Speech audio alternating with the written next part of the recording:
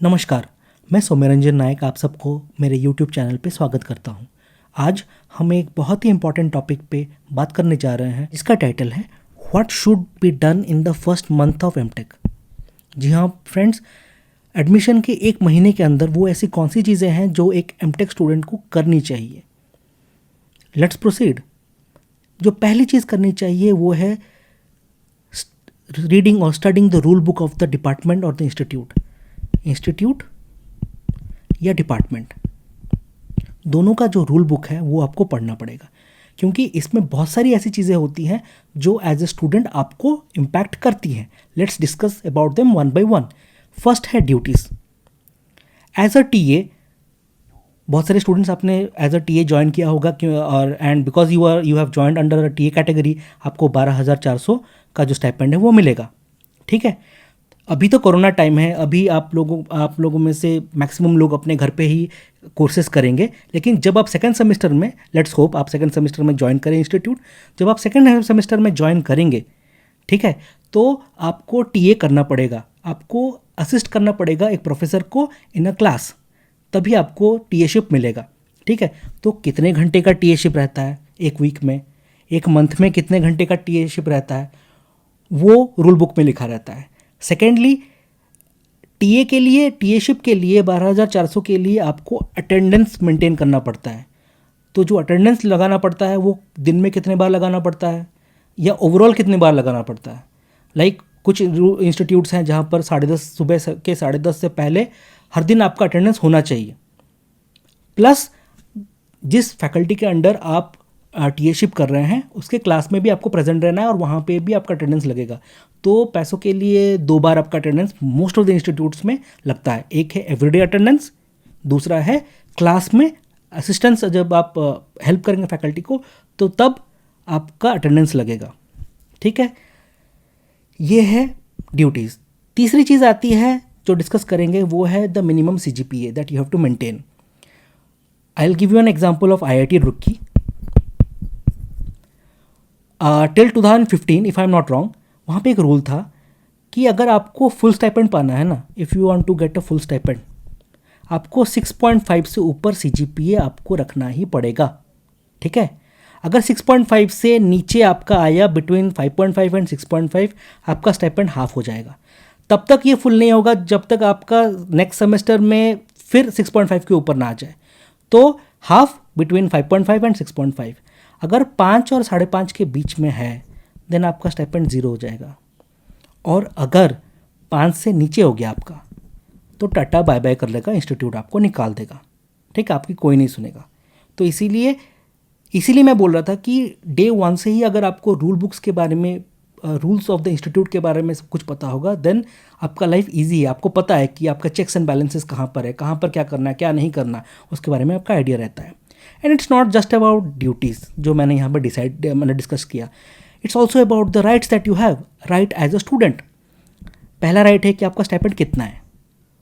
ठीक है, दूसरा राइट है कि आपको कितने फैसिलिटीज़ मिलते हैं। Suppose as a MTech student आप कहीं बाहर जाते हो कॉन्फ्रेंस के लिए, ठीक है, आप कहीं कॉन्फ्रेंस के लिए बाहर जाते हो तो उसमें कितना रिम्बर्समेंट होगा आपको। टू टियर ट्रेन का फेयर मिलेगा या 3 टियर ट्रेन का फेयर मिलेगा, या वहाँ पर रजिस्ट्रेशन का जो फीस होगा वो भी मिल पाएगा, वो रिम्बर्स हो पाएगा कि नहीं, उस सब चीज़ों के बारे में भी रूल बुक में लिखा रहता है। एंड देन जो आपका कंटिजेंसी फंड होता है, जो कि पर स्टूडेंट के हेड पे एक पर्टिकुलर अमाउंट 10,000 15,000 हर स्टूडेंट के हेड पे डिपार्टमेंट को प्रोवाइड किया जाता है। स्टूडेंट चाहता है कि नहीं उसमें कुछ वो केमिकल खरीदना चाहता है एक्स्ट्रा, या स्टूडेंट चाहता है कि नहीं कि मैं एक हार्ड डिस्क खरीद लूँ, स्टूडेंट ये भी चाहता है कि नहीं मैं कुछ बुक खरीद सकता हूँ। तो डिपेंडिंग अपॉन द, ये आपको चेक करना पड़ेगा अपने इंडिविजुअल डिपार्टमेंट के रूल्स एंड रेगुलेशंस पे, पर depending upon the rules and regulations इन सब चीज़ों की खरीदारी ये कंटिजेंसी से हो सकती है। हो सकता है कि आपके कुछ टेस्टिंग सैम्पल्स टेस्टिंग करने हो, ठीक है, तो ओवरऑल आपको हर साल इतना अमाउंट मिल जाता है और उसका बिल आपको दिखाने पर आपका रीइंबर्समेंट हो जाता है। ठीक है, तो it's not about just duties, also about your rights, जिसकी वजह से मैंने आपको ये बोला कि आपको रूल बुक पढ़ना ही पड़ेगा। ठीक है। तीसरी इंपॉर्टेंट चीज़ जो मैं आपको बोलना चाहूँगा, which is again mention in the rule book, is regarding the subjects that you take. ठीक है, वो ऐसे कौन से सब्जेक्ट्स हैं जो आपको लेना चाहिए। कुछ सब्जेक्ट्स ऐसे होते हैं जो कंपलसरी रहते हैं, ठीक है, as it's written over here, subjects compulsory रहते हैं depending upon the specialisation you have taken, that you can not play with, वो चेंज नहीं हो सकता। लेकिन हाँ, कुछ स्लॉट्स जो होते हैं या कुछ सब्जेक्ट ऐसे होते हैं जिसमें डिपार्टमेंट आपको फ्रीडम देता है कि आप इलेक्टिव ले सकते हो। ठीक है, मतलब आप ऐसे सब्जेक्ट्स ले सकते हो जो इधर आपके डिपार्टमेंट का हो या इंस्टीट्यूट का हो, लेकिन आपके स्पेशलाइजेशन से उसका कोई डायरेक्ट लिंक ना हो। सपोज कोई स्टूडेंट चाहता है, जैसे अभी कोरोना का टाइम चल रहा है, ठीक है, अभी प्लेसमेंट्स वैसे भी कम होने वाले हैं क्योंकि जीडीपी गिर रहा है, कंपनी का सेल्स गिर रहा है, तो ये बहुत ऑब्वियस है कि कंपनीज उतना हाई प्रोफाइल जॉब्स या हाई पेइंग जॉब्स या उतने बल्क में जॉब्स जो होते हैं ना, वो शायद आपको ना प्रोवाइड कर पाए। तो इसीलिए एक स्टूडेंट का ये एम रहना चाहिए कि वो मल्टी डिसिप्लिनरी स्टडीज़ करे ताकि उसका प्रोफाइल रिच हो। जैसे कोई स्टूडेंट चाहता है कि वो एमएल का कोर्स करे, मशीन लर्निंग का कोर्स करे, कोई स्टूडेंट चाहता है कि वो प्रोग्रामिंग का कोर्स करे, कोई स्टूडेंट चाहता है कि वो स्टैटिस्टिक्स का एडवांस कोर्स कर ले। ठीक है, तो ऐसे कोर्सेज आपको इंस्टीट्यूट के अदर डिपार्टमेंट से मिल सकते हैं, या डिपार्टमेंट के भी कोई अगर फैकल्टी है जो कि ये स्टूडेंट वो डिफरेंट कोर्स प्रोवाइड कर रहे हैं, तो आप इसको भी सिलेक्ट कर सकते हैं एज एन इलेक्टिव। ठीक है, then coming to online classes, इसका लिंक नहीं है इन सब चीज़ों से, मतलब from the rule book. But मैं ये बोलूँगा कि अगर कुछ क्लासेस हैं, अगर कुछ कोर्सेज हैं जिनमें आप वीक हो, and those are fundamental courses which will be used to much an extent in your course work. ठीक है, सपोज एक सब्जेक्ट है, सपोज करोजन साइंस है, हम एग्जांपल लेते हैं। करोजन साइंस में आप ये देखते हो कि उसमें सपोज बहुत ज़्यादा इलेक्ट्रोकेमिस्ट्री में मैथमेटिक्स यूज़ होता है। ठीक है, उसमें जो टाइप का मैथमेटिक्स आपको जो फॉर्म ऑफ मैथमेटिक्स आपका यूज़ होता है, ठीक है, वो अगर आप उसमें स्ट्रांग नहीं हो, then you can take up a course online. आप कोर्सेरा में जा सकते हो, यूडेमी में जा सकते हो। ठीक है, लेकिन ये करना चाहिए। ठीक है, मेक इट अ पॉइंट कि आपका अगर फ्री टाइम बच रहा है, देन आप ऑनलाइन कोर्सेज भी कर सकते हो। That makes life easy and CV भी रिच होता है तुम्हारा। ठीक है, coming to the next point, that is visiting the department website. आपका दाखिला जिस किसी भी डिपार्टमेंट में हुआ हो, straight away go to its website. ठीक है, वेबसाइट में एक सेक्शन होगा फैकल्टी। ठीक है, आपको उसमें क्लिक करना है। देन आपको एक लिस्ट 30 फैकल्टी 40 फैकल्टी का एक लिस्ट मिल जाएगा कि इतने फैकल्टीज इस डिपार्टमेंट में हैं। You have to look into their area of interest. ठीक है, उनका एरिया ऑफ इंटरेस्ट क्या है, आपको वो देखना है। ठीक है, एंड देन देखना है कि क्या वो आपके एरिया ऑफ इंटरेस्ट से मैच कर रहा है कि नहीं। ठीक है, सपोज कोई प्राणी है, उसको बायो मटेरियल्स पसंद है, कोई है जिसको एनर्जी मटेरियल्स पसंद है। ठीक है, तो डिपेंडिंग अपॉन योर इंटरेस्ट अगर आपको कोई फैकल्टी मिलता है, then you can actually do one thing, you can copy their names. ठीक है, and then paste in Google Scholar. बहुत इंपॉर्टेंट है कि आप जाकर गूगल स्कॉलर में देखो कि हाउ एक्टिव दे आर। ठीक है, how active they are in research. Google Scholar में आपको एच इंडेक्स मिल जाएगा, आई इंडेक्स मिल जाएगा, एंड नंबर ऑफ साइटेशंस मिल जाएंगे। उससे पता चल जाता है कि वो फैकल्टी जो है वो कितना इन्वॉल्व है रिसर्च में, कुछ साल पहले तक या अभी इन द प्रेजेंट वो कितना इन्वॉल्व है। लेकिन हाँ, मैं ये बोलता हूँ कि take it with a pinch of salt. हमेशा याद रखना कि एक इंसान एक नंबर से डिफाइन नहीं होता। ठीक है, तो don't go blindly behind the number, but yes, जिनके नंबर हाई रहते हैं that shows that they are active in research. ठीक है, आप क्या कर सकते हो कि उनके वेबसाइट के उनके जो वेब पेज है, डिपार्टमेंट वेबसाइट में जो वेब पेज है, यू कैन गो टू, वहाँ पर आपको बहुत सारे फैकल्टीज़ होंगे जिनका ना वेबसाइट्स लिखा होगा। वहाँ पे जाओ, उनके जो प्रीवियस पीएचडी स्टूडेंट्स हैं या प्रीवियस एमटेक स्टूडेंट्स हैं, उनके बारे में देखो कि वो कहाँ पे है, like where they are place. अगर पीएचडी है, अगर एमटेक है, तो अभी कहाँ पे वो है, कहाँ पे वो प्लेस्ड है, कहाँ पे जॉब लगा है, कहाँ पर पीएचडी किया है, सॉरी पोस्ट डॉक्टरेट किया है। ठीक है, और इन केस क्या उन सब का कोई पब्लिकेशन वगैरह है।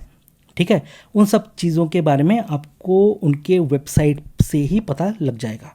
ठीक है। Then this gives you an overall idea कि माहौल कैसा है। यार अब ये फ्रैंकली बात है कि आप अगर जाओगे किसी स्टूडेंट को पूछने जाओगे कि आपका गाइड कैसा है, वो कभी नहीं बोलेगा कि ये अच्छा है ख़राब है, वो हमेशा बोलेगा कि ये बेहतरीन है, बहुत बढ़िया है, कोई प्रॉब्लम नहीं होती। लेकिन इन सब चीज़ों की का जब आप ये सब देखते हो कि वो कहाँ पे है, कितने पब्लिकेशंस हैं, उनका साइटेशंस कितना है, ठीक है, एंड ओवरऑल आप जो ग्रुप में माहौल कैसा है, लाइक ग्रुप मीटिंग्स फ्रिक्वेंट होता है कि नहीं, ये सब चीज़ों के बारे में जब आपको आइडिया लगेगा, देन यू कैन डिसाइड कि फैकल्टी कैसा है। फिर क्या करना ना, उनको एक मेल कर देना, बहुत इंपॉर्टेंट है। उनको मेल कर देना कि सर या मैम आपके पास क्या समय है, मैं लाइक 10 मिनट 5 मिनट 15 मिनट मैं आपसे इस टॉपिक के बारे में बात करना चाहता हूँ या करना चाहती हूँ, क्योंकि मुझे इस टॉपिक में इंटरेस्ट है, मैं इसके फ्यूचर स्कोप के बारे में जानना चाहती हूँ। So if you have some time then please like give me some time, I'd like to seek an appointment from you. तो ऐसा आप कर सकते हो एंड मोस्टली अपॉइंटमेंट मिल जाएगा। कुछ केसेस में ना मिल सके, but let's not be negative. आप करो, ट्राई करके देखो, एंड देन जब आपको अपॉइंटमेंट मिल जाए then you can discuss with them, ठीक है, कि लाइक माहौल लाइक ओवरऑल स्कोप क्या है फ्यूचर में, ठीक है, और कितना इम्पैक्ट करेगा उसमें उस टॉपिक पे प्लेसमेंट्स कैसे हैं, उस टॉपिक पे रिसर्च कैसा है। कुछ ऐसे टॉपिक्स होते हैं जो ऑलमोस्ट सैचुरेट हो गए हैं, ठीक है, तो क्या उस टॉपिक को ज्वाइन करना सही रहेगा। तो all those things you can discuss. Then coming to the next section, and that next section is instruments. बहुत ही इंपॉर्टेंट है कि फैकल्टी का you went to the department website, you then checked in to the faculty profile. अभी next क्या होता है कि आपको ना डिपार्टमेंट वेबसाइट से डिपार्टमेंट में कितने इंस्ट्रूमेंट्स हैं उसके बारे में पता लगाना है, ठीक है। एंड देन सिर्फ डिपार्टमेंट इंस्ट्रूमेंट्स ही नहीं, आपको इंस्टीट्यूट लेवल के इंस्ट्रूमेंट्स के बारे में पता लगना चाहिए। डिपार्टमेंट क्या, इन दोनों में इसमें और इसमें डिफरेंस यह है कि this instrument is in the department, ठीक है, एंड डिपार्टमेंट इज़ द बोल सकते हैं almost the sole owner of it, और डिपार्टमेंट मेंटेन करता है, डिपार्टमेंट के रिस्पॉन्सिबिलिटी है इस मशीन को रखना चलाना। इंस्टीट्यूट इंस्ट्रूमेंट्स क्या होते हैं जिनको सारे डिपार्टमेंट के स्टूडेंट्स एक्सेस कर सकते हैं, ठीक है। तो एक है डिपार्टमेंट लेवल के इंस्ट्रूमेंट्स, एक है इंस्टीट्यूट लेवल के इंस्ट्रूमेंट्स, ठीक है। Then you need to know कि वो सारे इंस्ट्रूमेंट्स क्या है, उनका क्या काम है, बेसिक एक प्रिंसिपल क्या है, क्या काम करते हैं, ठीक है, वो सब आपको पता लगाना है। आप नेट पे पढ़ो, ठीक है, नेट पे पढ़ सकते हो, जो कि सबसे सही बात रहेगी कि बेसिक्स आप नेट पे पढ़ लो या कोई वीडियोस देख लो, एंड देन जब आपका ओरिएंटेशन होगा ना, अब these are very hard times, ऐसा हो सकता है कि ऐसा होगा ही, like you won't be able to visit all the instruments in coming few months, क्योंकि आप घर पे रहने वाले हो, ठीक है। लेकिन अगर इन केस ऑनलाइन ओरिएंटेशन होता है, देन आई वुड से कि आपका जो ओरिएंटेशन जो सीनियर्स करा रहे हैं ना, आप उनको ना सारे इंस्ट्रूमेंट्स के बारे में पूछो कि क्या है, क्या नहीं करते, क्या काम है, ठीक है। एंड आप उनसे पूछो, या अगर आप हर इंस्ट्रूमेंट के वेब पेज पे जाओगे ना, हर इंस्ट्रूमेंट का एक वेब पेज रहता है इंस्टीट्यूट वेबसाइट पे, then you can actually get the email ID of the operator, ठीक है। Politely you can ask them if they have some time, then they will make you know what are the limitations of the instrument। बहुत important है कि आपको ये पता रहना चाहिए कि एक इंस्ट्रूमेंट क्या नहीं कर सकता, ठीक है, क्योंकि आपका जो समय रहता है ना वो 7 से 8 महीना रहता है, ठीक है। सपोज रिसर्च का सेकेंड ईयर में अगर आपने एक ऐसा सिस्टम ऐसा एक एक्सपेरिमेंट चूज़ कर लिया जो मशीन है ना, इंस्ट्रूमेंट है, वो कैपेबल नहीं है, ठीक है, आपने ऐसा एक सेट ऑफ एक्सपेरिमेंट्स सोच लिया जो कि इंस्ट्रूमेंट डिलीवर नहीं कर सकता, तब तो आप फंस गए। इसीलिए बहुत इंपॉर्टेंट है कि जो इंस्ट्रूमेंट का जो लिमिटेशन है उसके बारे में आप कंप्लीट आइडिया रखें, ठीक है। Then coming to the very next section, that is the internship and placement section. Internship students आपको ये पता रहना चाहिए कि बहुत सारे एक्सचेंज प्रोग्राम्स रहते हैं, जैसे कि एक प्रोग्राम है डैड जो कि जर्मनी का है। जब नॉर्मल टाइम्स रहते हैं, non corona time, non Covid time पे क्या लोग करते थे कि दिसंबर के महीने में जर्मनी का एक फैकल्टी को अप्रोच करते थे, जर्मनी के फैकल्टी को स्टूडेंट्स अप्रोच करते थे कि सर मैं आपके अंडर जो सेकेंड ईयर ऑफ एमटेक है ना, वो जो प्रोजेक्ट वर्क है मैं आपके अंडर करना चाहता हूँ, ठीक है। And then the faculty from Germany collaborated with the faculty from India and connecting link रहता था वो स्टूडेंट, ठीक है।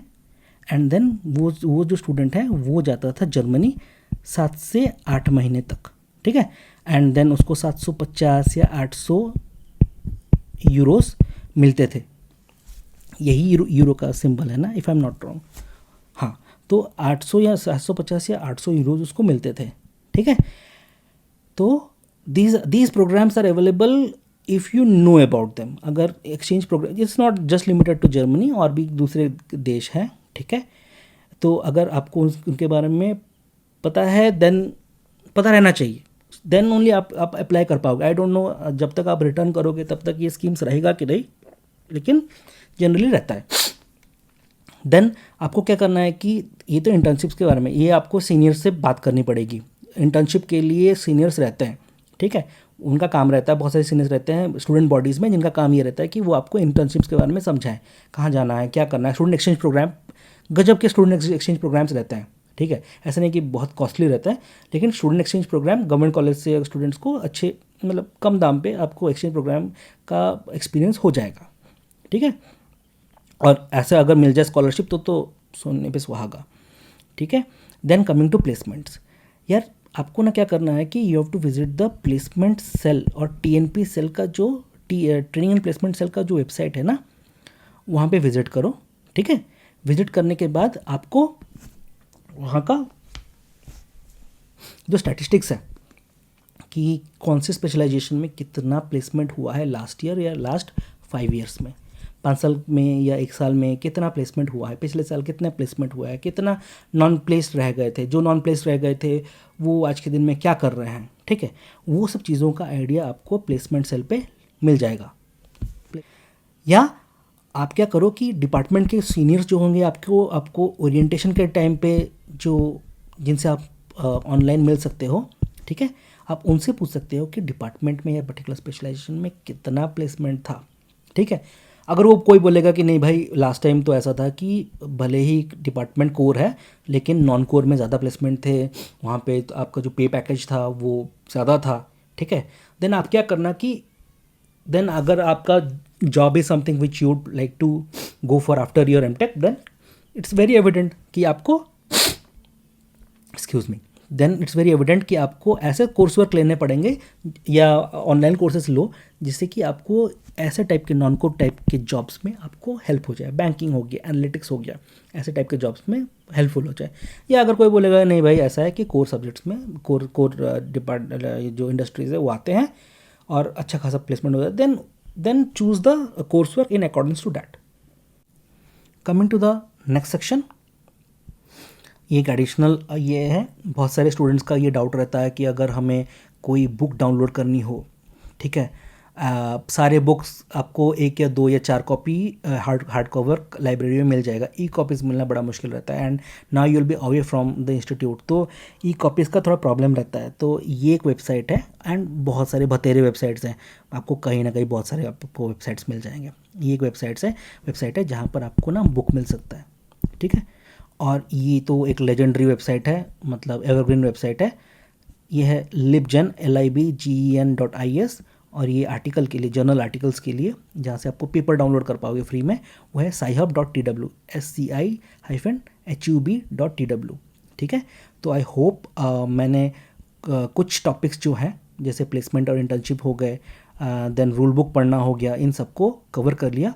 एंड आई होप कि आप पहले मंथ में इन सब चीज़ों के बारे में थोड़ा ध्यान देंगे। देन आई होप आपका जो लाइफ है और जो टेन्योर है, लाइफ या टेन्योर इन एमटेक, वो अच्छा हो जाएगा। With this I wish all of you a very best. Thank you.